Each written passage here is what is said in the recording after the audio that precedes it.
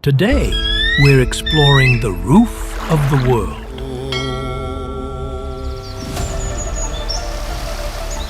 High on the Tibetan Plateau, above the clouds. At an altitude of more than 3,650 meters above sea level lies the ancient city of Lhasa.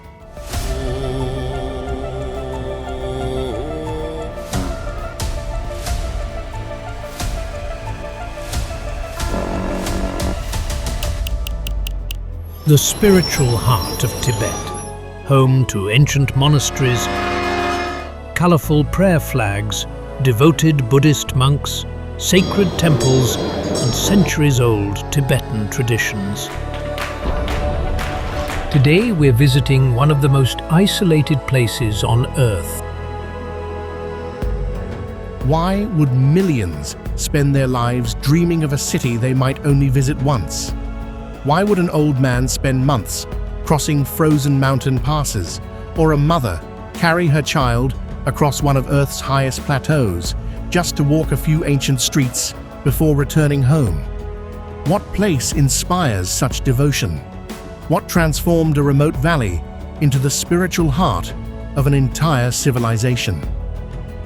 For over 13 centuries, kings have ruled from this place. Monks have devoted their lives here. Merchants have braved some of the world's most perilous mountain routes to reach its markets. Pilgrims have measured their journeys not by miles, but by prayers. Today, we are exploring the heart of Tibet. Welcome to Lhasa.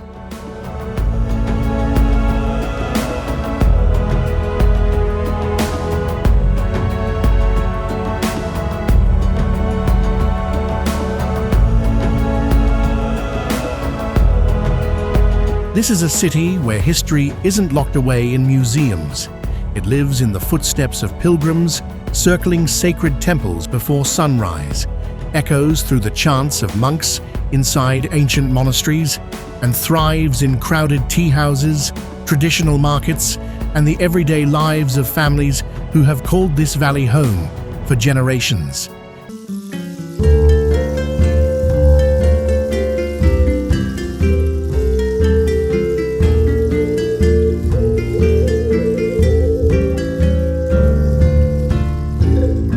Every street tells a story. Every prayer carries a memory. Every generation has left its mark on this remarkable city. Lhasa has witnessed the rise of Tibetan kings, the spread of Buddhism across the Himalayas, the arrival of traders from distant lands, and centuries of transformation. Yet through every chapter of its history, it has remained Tibet's spiritual, cultural, and historical heart.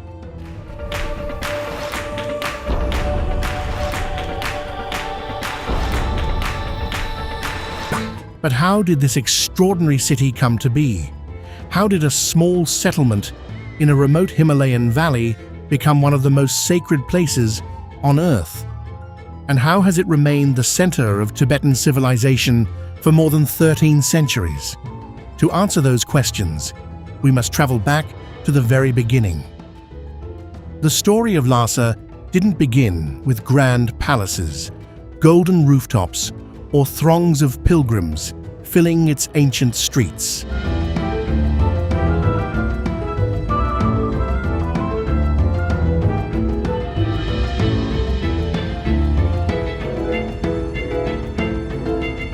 It began with a river. Long before monks filled monasteries with prayers, before kings built magnificent palaces overlooking the valley, this was a quiet landscape on the vast Tibetan Plateau. The Kichu River flowed through the valley, bringing life to a place where survival was never guaranteed. Each spring, melting snow from the surrounding mountains fed its waters, creating pockets of fertile land in an otherwise harsh environment. Here, people discovered something rare on the plateau, a place where barley could grow, where livestock could thrive, and where families could build homes strong enough to withstand long, freezing winters. Slowly, settlements emerged along the river. Generation after generation, people adapted, learning to farm within a short growing season, preserve food through brutal winters, and survive in a land where thin air and an unforgiving climate challenged everyday life. No one could have imagined that this small riverside settlement would one day become the heart of an entire civilization.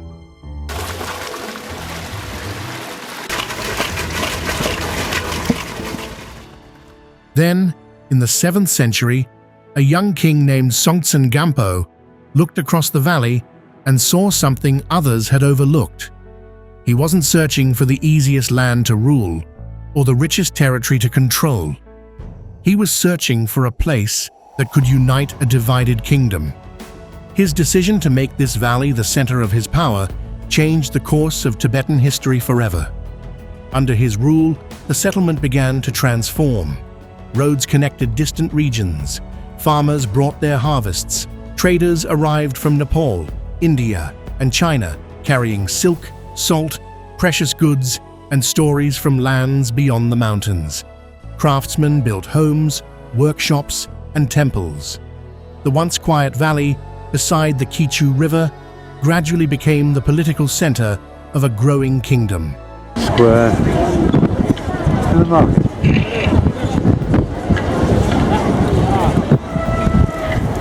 But Lhasa's greatest transformation was still to come. Something far more powerful than politics was about to reshape the city. A new faith was arriving, and with it, Lhasa would begin the journey that would define its identity for more than 1,000 years. For more than 13 centuries, people have journeyed to Lhasa, not out of obligation, but out of devotion.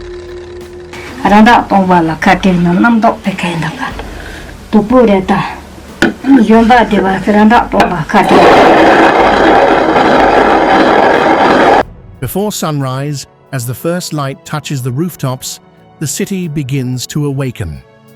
The narrow streets of the old quarter gradually fill with people. Some carry prayer wheels, while others quietly move their fingers across prayer beads, whispering ancient mantras with every step. Elderly couples walk at an unhurried pace, while young parents guide their children along paths their ancestors once followed.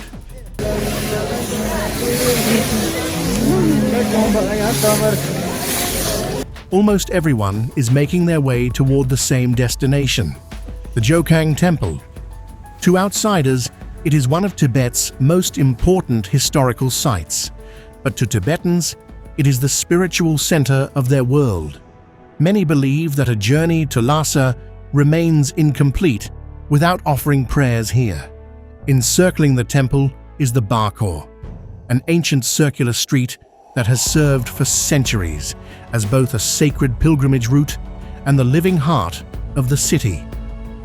Every day, thousands complete this spiritual circuit. Some spin prayer wheels as they walk, some whisper prayers with every step, others perform full-body prostrations on the worn stone pavement. It is an act of devotion that demands extraordinary patience, discipline, and faith. Yet around them, everyday life unfolds. As pilgrims complete their prayers, shopkeepers open the wooden doors of long-established stores.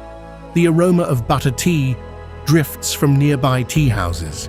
Bakers prepare fresh bread, while traders arrange prayer flags, jewelry, incense, and hand-carved beads outside their shops.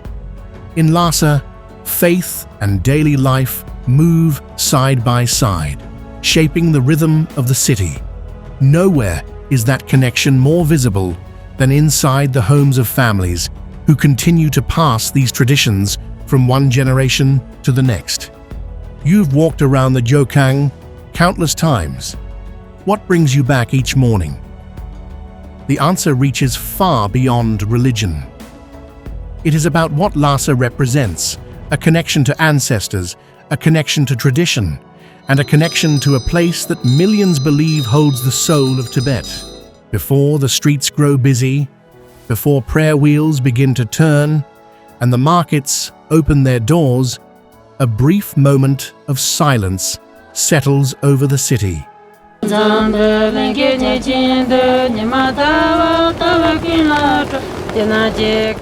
first rays of sunlight reach Red Hill. Slowly, the white walls of the Potala Palace begin to glow above the valley. For centuries, this has been the site that has welcomed generations of Tibetans, a palace rising above the city, a monastery preserving centuries of prayers, and a place where the stories of Tibet's rulers, monks, and people became inseparable. The Potala was never built simply to impress.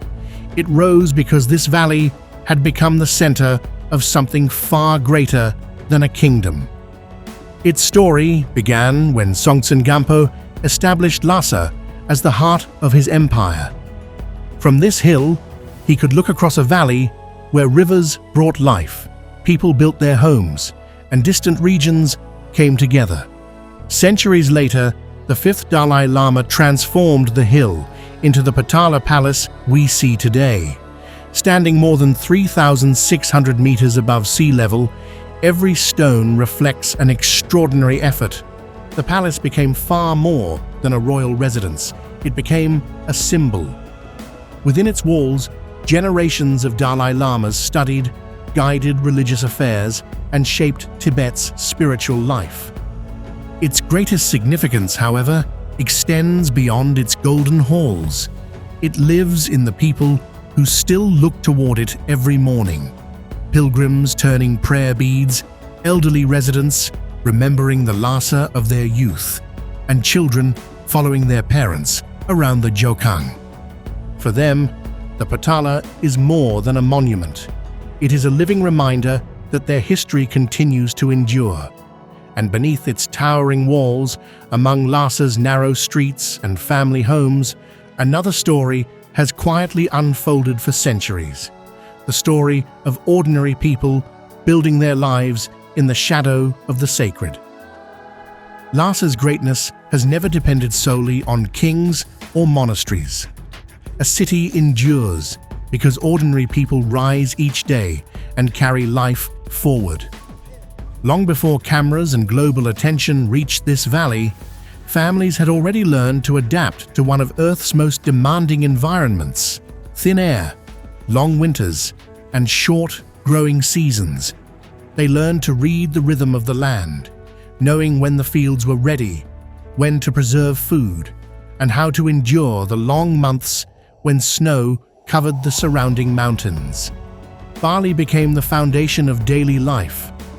From it came tsampa, a simple food that sustained generations, often enjoyed with butter tea, to provide warmth and energy through cold mornings and demanding days. Yaks supplied milk, wool, transport, and countless other essentials. In a place where little came easily, every resource had value, every tradition served a purpose, and every generation passed its knowledge to the next. Walk through Lhasa's old neighborhoods today, and you'll still find echoes of that way of life. Families prepare tea just as their grandparents once did. Craftsmen patiently carve beads by hand. Shopkeepers unlock doors that have belonged to the same families for decades. These quiet moments reveal Lhasa's true character. The soul of the city is preserved not only in its monuments, but in its people, in everyday routines, in stories passed from one generation to another, and in the simple choice to continue. Yet Lhasa now stands at the threshold of a new era. Streets continue to change, new buildings rise. Modern life arrives faster with each passing year. And with every change comes an important question. Can a city move forward while protecting the memories that made it extraordinary? Perhaps Lhasa's greatest challenge today is no longer surviving the mountains, but preserving a spirit that has carried the hopes, prayers, and stories of its people for more than 13 centuries. As evening settles over the valley, the pace of the city begins to soften. The crowds around the Bar Khor gradually thin. Shopkeepers close their wooden doors. The chants of nearby monasteries fade into the cool mountain air. Above it all, the Potala Palace catches the final light of the setting sun, just as it has for centuries. For visitors, it may seem like the end of another day. For the people of Lhasa, it is simply a pause before tomorrow begins. When you think about the future, what do you hope Lhasa will always remain? Every generation may answer that question differently. Some hope its monasteries will continue to welcome those seeking peace. Others hope their children will remember the stories, customs, and values passed down by their ancestors. Many simply hope that, no matter how much the world changes beyond these mountains, Lhasa never loses the character that makes it unlike anywhere else. That hope lives more in quiet moments than in grand ceremonies, in an elderly pilgrim's steady steps around the Barkor, in a family gathered around an evening meal, or in the careful hands of an artisan finishing one last piece before nightfall. These moments rarely appear in history books, yet they are the threads that hold a place together. For more than 13 centuries, Lhasa has witnessed kingdoms rise, Buddhism spread across the Himalayas, traders arrive from distant lands, and countless generations come and go. Through every era, the city has continued to welcome those searching for something that cannot be measured or carried home in a suitcase. Perhaps that is why so many people dream of coming here, not simply to admire its palaces or temples, but to experience a place where history lives in everyday life, where the past is remembered not only through monuments, but through the people who continue to keep it alive. As we leave this remarkable valley, one thing becomes clear. Lhasa is far more than the capital of Tibet. It is a city where memory endures, identity is preserved, and the stories of yesterday continue to shape the lives of today. And perhaps that is why, after all these centuries, people still find their way here. Not because the journey is easy, but because some places leave a lasting mark on everyone who walks their streets. Thank you for joining us on this journey through the heart of Tibet. We'll see you in the next documentary.